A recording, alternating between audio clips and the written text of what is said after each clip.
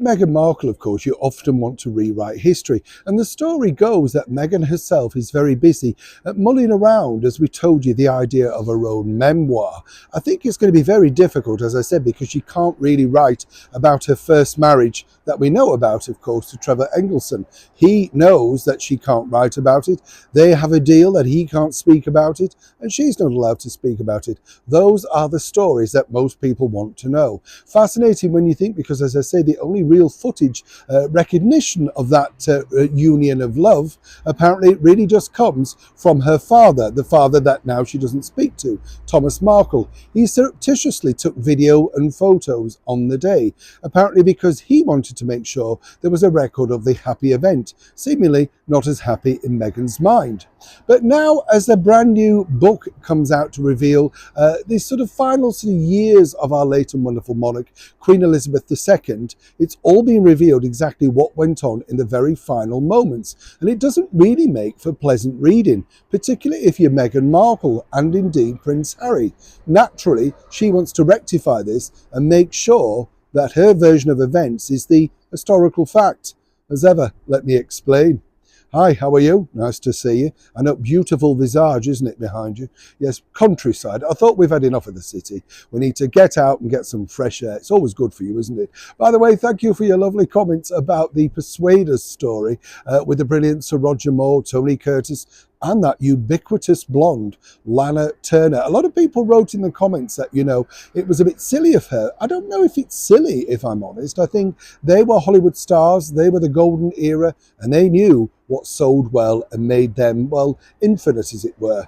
If you haven't seen the video, as I often said, and for those that say, oh, Neil, it's just the Harry and Meghan channel, let your finger do the walking. Have a look around. You never know. You might find something else that piques your interest. Back as ever, though, to your royal story of the day.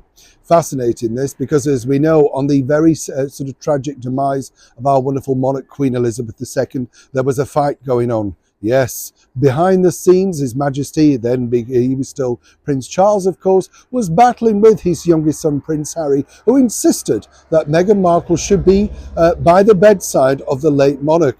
Quite frightening when you think about it, you know, all the trouble and heartache and the terrible things that Meghan and Harry have put the Queen through in a very final couple of years. I'm sure you'd agree, possibly not the thing she wanted to see lurching over the bed, but there you go. But according to Meghan's team, and this is fascinating because even her number one cheerleader with the dead book now is basically saying that her version of events should be the historical one. And this is all down to the fact that Meghan claims that she developed a very strong and loving relationship with Her Majesty the Queen. Tenuous, I'm sure you'll agree. But on that train trip, they got on like a house on fire. Not quite sure if Angela Kelly, the Queen's former dresser and confidant, would agree on that. But this, apparently, in Meghan's mind, is how this should be reacted, as it were, and of course put down as historical fact, particularly in this working memoir.